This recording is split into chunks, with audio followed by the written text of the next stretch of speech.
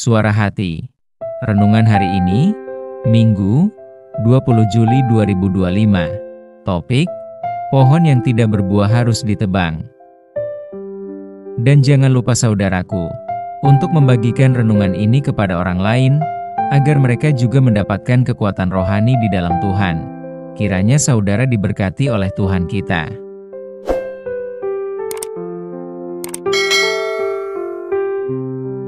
Nas renungan kita hari ini, Lukas 13 ayat 6, 7, 8 dan 9. Lalu Yesus mengatakan perumpamaan ini. Seorang mempunyai pohon ara yang tumbuh di kebun anggurnya, dan ia datang untuk mencari buah pada pohon itu, tetapi ia tidak menemukannya. Lalu ia berkata kepada pengurus kebun anggur itu, "Sudah 3 tahun aku datang mencari buah pada pohon ara ini dan aku tidak menemukannya. Tebanglah pohon ini." "Untuk apa ia hidup di tanah ini dengan percuma?" jawab orang itu. "Tuan, biarkanlah dia tumbuh tahun ini lagi. Aku akan mencangkul tanah sekelilingnya dan memberi pupuk kepadanya. Mungkin tahun depan ia berbuah, jika tidak, tebanglah dia." Saudaraku, nas hari ini secara harafiah sangat mudah kita pahami dengan baik.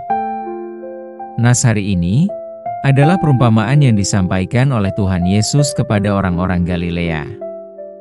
Tuhan Yesus mengajar mereka dengan logika pikiran dapat diterima dengan baik, yaitu seorang yang punya kebun, yang menanam pohon ara di kebun anggurnya. Setelah ditanam, beberapa hari kemudian setelah menurut waktunya berbuah, pemilik kebun itu mencari buahnya, tetapi tidak ditemukan. Lalu dengan kesal pemilik kebun itu berkata, "Untuk apa pohon ini ditanam? Karena tidak menghasilkan buah." Dengan tegas pemilik kebun memerintahkan kepada penjaga kebun, "Tebanglah pohon itu, percuma dia tumbuh karena tidak menghasilkan buah." Tetapi pengurus kebun berkata, "Janganlah dulu Tuan, biarlah dulu pohon itu kurus dengan mencangkul sekelilingnya dan akan diberi pupuk.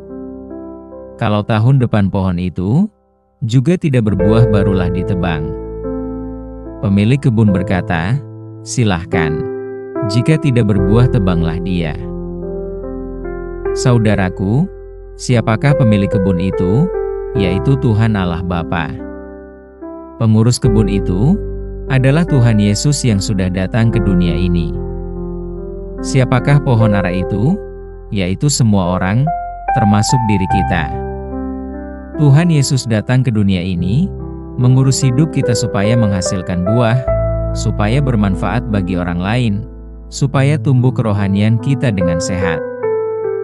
Itulah harapan Tuhan kepada kita. Tuhan Yesus datang ke dunia ini, telah mendiklat beberapa orang, yang mulanya 12 orang sebagai murid Tuhan dan mereka dididik menjadi pelaku untuk mengurus kebun Tuhan Allah Bapa. Setelah Tuhan Yesus dapat mengerjakan tugas pelayanan, dia langsung mendidik dan mengajari dalam memberitakan firman Tuhan kepada orang-orang. Dan sekarang tugas itu telah sampai kepada kita yang sudah menerima dan mengenalnya. Saudaraku, kita ini adalah bagaikan pohon ara itu, yang diinginkan Tuhan untuk berbuah. Firman sudah ditabur kepada kita, sebagai pupuk untuk meningkatkan kerohanian kita, agar kerohanian kita dapat berbuah lebat dan yang bermanfaat kepada orang lain. Terlebih bermanfaat bagi pemilik kebun, karena pemilik kebun itu memerlukan buah yang segar. Dan pertumbuhan kita sudah ditunggu, agar kita berbuah manis. Sekarang ini, maukah kita sebagai pohon ara itu untuk berbuah? Masa sekarang ini adalah tinggal pilihan kita. Tuhan sudah menabur firman-Nya agar pertumbuhan rohani kita tumbuh kuat dan dapat berbuah lebat. Kemudian maukah kita berbuah? Apabila kita hidup tumbuh dan tanpa berbuah, Tuhan Allah Bapa sudah mengatakan, "Tumbang saja, sebab tidak ada artinya hidup tumbuhan itu." Mengapa harus ditumbang? Sebab kita tidak bermanfaat bagi pemilik kebun, yaitu Allah Bapa. Saudaraku, tetapi Tuhan Yesus berkata, "Biarlah dulu tumbuh setahun ini, Siapa tahu pohon itu dapat menghasilkan buah. Siapa tahu ada pertobatan dari orang-orang yang sudah mendengar firman Tuhan. Setahun ini artinya, dalam masa tertentu, yaitu dalam masa umur kita. Maka dari itu, selagi kita masih diberi kesehatan, diberi waktu oleh Tuhan, supaya kita berbuah dan bermanfaat bagi Tuhan dan bagi orang lain dalam memberitakan firman Tuhan.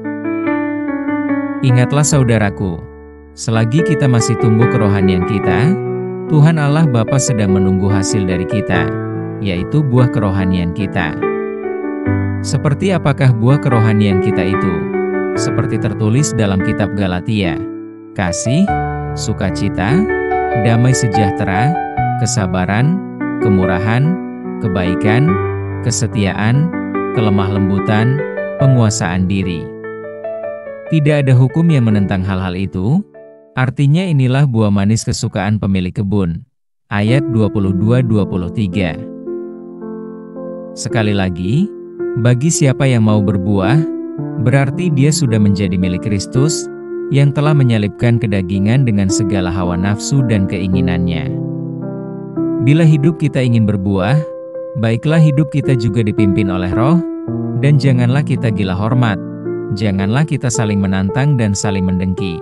Galatia 5 ayat 25 dan 26. Walaupun kita di dalam Tuhan, tetapi selagi kita masih gila hormat, meminta dihargai, suka menentang orang lain karena kedudukannya di gereja. Memang benar kita berbuah, tetapi buahmu masam, buah masam jelas tidak disukai dan tidak bermanfaat untuk orang lain. Kecuali buah jeruk, itu pun tidak banyak orang suka, karena asam. Semoga firman Tuhan bertumbuh dan berbuah dalam kehidupan kerohanian kita. Amin. Topik doa kita hari ini, yaitu kepada jemaat Tuhan yang ada di gereja kita masing-masing. Selamat hari Minggu, Tuhan Yesus memberkati kita.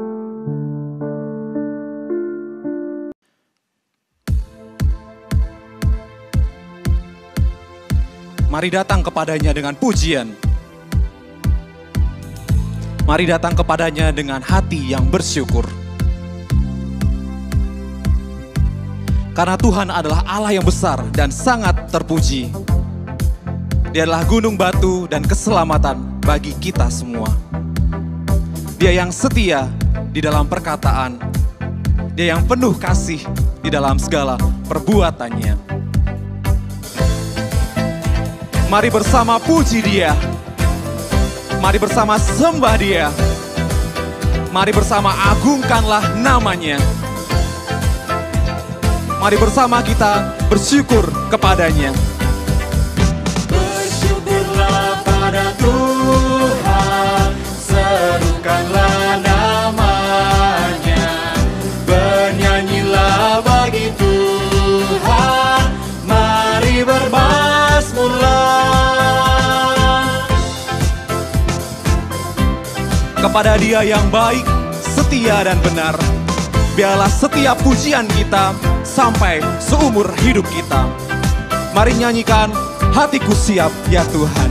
Hatiku siap ya Tuhan, bernyanyi dan bermazmur. Karena Engkau maha baik, setia dan Pujilah Tuhan, hai jiwaku. Pujilah Tuhan, hai jiwaku. Pujilah namanya. Aku hendak bernyanyi seumur hidupku. Pujilah, agungkanlah.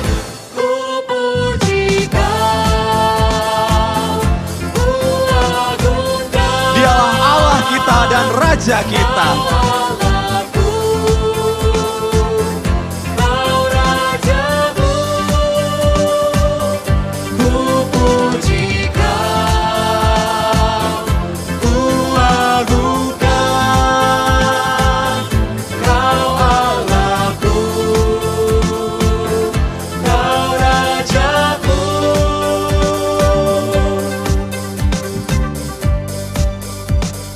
Aku hendak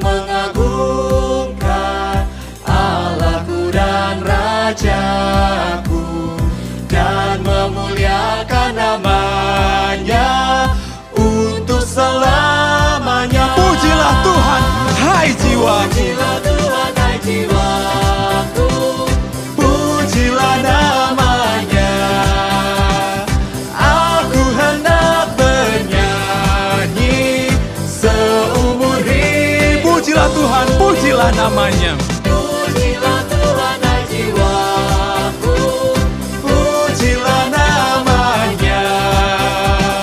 Aku hendak bernyanyi seumur hidupku, Seumur hidupku, seumur hidupku, seumur hidupku. seumur hidupku.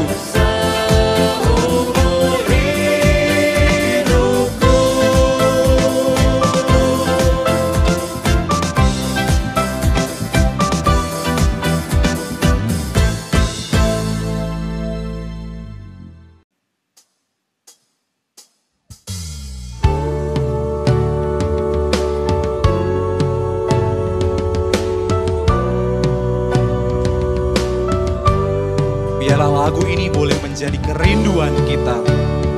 Aku ingin menjadi sama sepertimu Kristus. Ku ingin berperangai.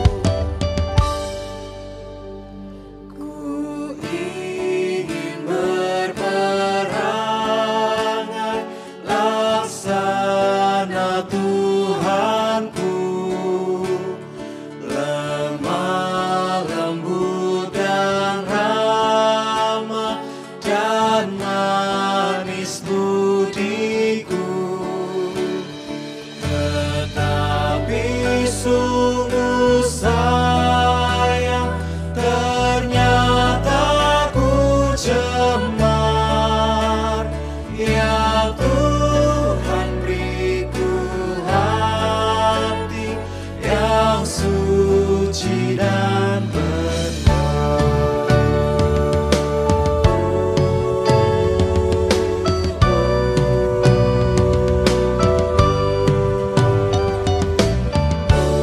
Aku ingin mengikut Tuhan, mencontoh kasih-Nya.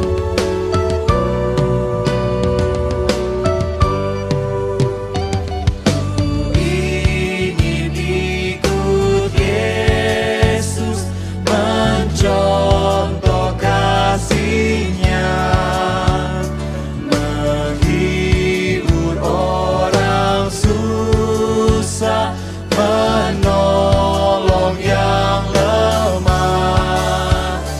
Tetapi sungguh sayang, ternyata ku cemar. Ya Tuhan, beriku hati yang suci dan benar.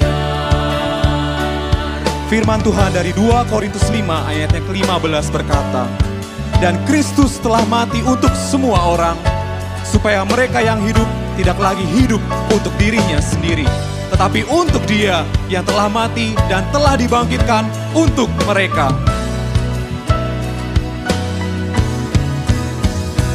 Ya sungguh juru selamat, cemarlah hatiku, dan hanya Kau yang dapat menghapus dosaku, supaya kelak di sorga ku pandang wajah-Mu, dan aku jadi sama laksana diri-Mu, dan aku jadi sama laksana diri-Mu.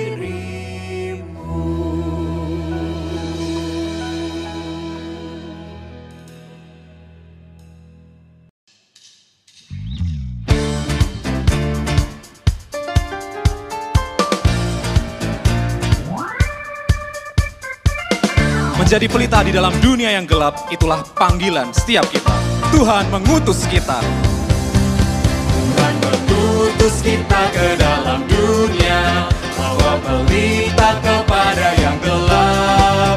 Meski dihina serta dilanda duka, harus melayani dengan sepenuh. Dengan senang, marilah kita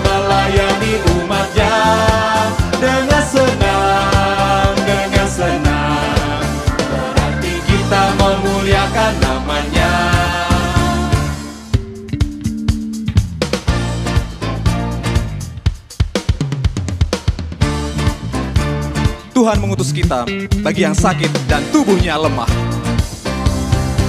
Tuhan mengutus kita ke dalam dunia bagi yang sakit dan tubuhnya lemah. Meski dihina serta dilanda duka, harus melayani dengan senang. Dengan senang, dengan senang, marilah kita melayani umatnya. Dengan senang, berarti kita memuliakan namanya.